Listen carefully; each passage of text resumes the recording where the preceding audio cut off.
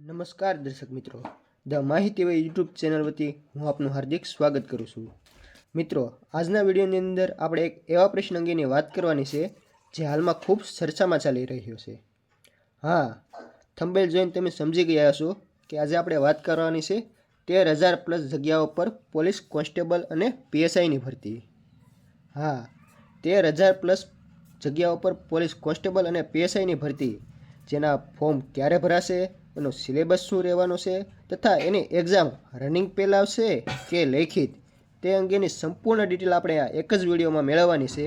તે વિડીયોને અંત સુધી જોવાનું ચૂકશો નહીં. તો સૌપ્રથમ જોઈએ તો ડિસેમ્બર માસમાં જાહેર થઈ શકે છે આ પોલીસની ભરતી.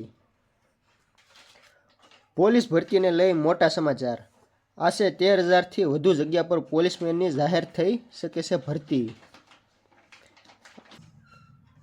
2,500થી વધુ હથિયારી લોકરક્ષક ભરતી આવશે, જ્યારે પીએસઆઈમાં 684 જગ્યાઓ પર ભરતી આવશે. માહિતીને થોડી વિગતવાર જોઈએ તો દીપક સર રંજાણી દ્વારા ટ્વિટર પર એક ટ્વીટ કરવામાં આવ્યું હતું, જેમાં જાણ થઈ હતી કે પોલીસ ભરતીને લઈ એક મોટા સમાચાર, જે ડિસેમ્બર માસમાં જાહેર થઈ શકે છે પોલીસની નવી ભરતી. હા, તો આપણે ડિસેમ્બર માસમાં થઈ શકે છે પોલીસની નવી ભરતી, જે આપણે જેની રાહ હતી તે 13,000થી વધુ પોલીસમેનની ભરતીની જાહેરાત થઈ શકે છે.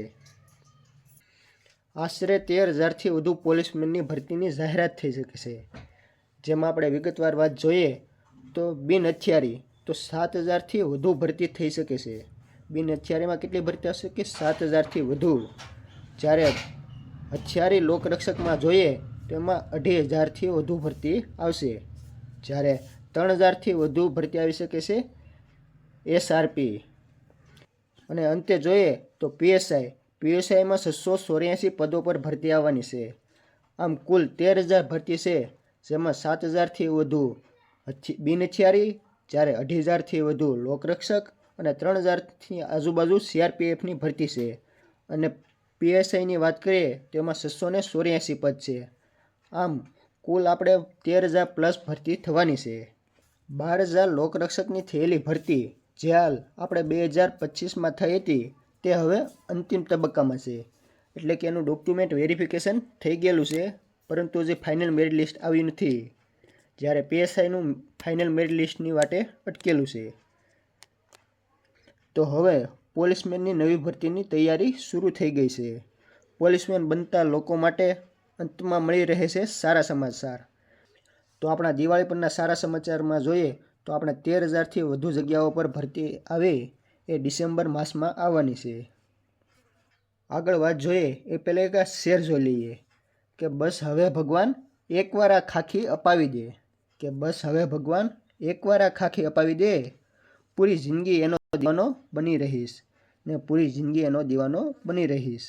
સેવા, સુરક્ષા અને શાંતિ ખાખી લવર્સ માટે.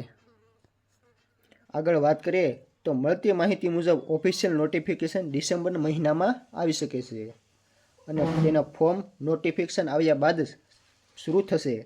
એટલે કે ડિસેમ્બરમાં નોટિફિકેશન આવશે, ત્યારબાદ તરત જ એના ફોર્મ ભરાવાના શરૂ થઈ જશે. અને સિલેબસની વાત કરીએ તો સિલેબસ લગભગ આપણે 2025માં જે રહ્યો હતો તે સેમ જ સિલેબસ રહેવાનું છે. જો તેમાં ફેરફાર થશે તો આપણને સરકાર દ્વારા જાણ કરવામાં આવશે. અને જો એક્ઝામની વાત કરીએ તો પહેલાં આપણે રનિંગ આવી શકે છે. જે ગયા વર્ષની જેમ આ વર્ષે પણ રનિંગ પહેલાં આવશે, જેમાં પણ માર્ક ગણવામાં આવશે નહીં કે 25 મિનિટમાં આપણે આ રનિંગ પૂરું કરવાનું રહેશે. જે અંદાજિત આપણે ગણીએ તો માર્ચ મહિનામાં આવી શકે છે.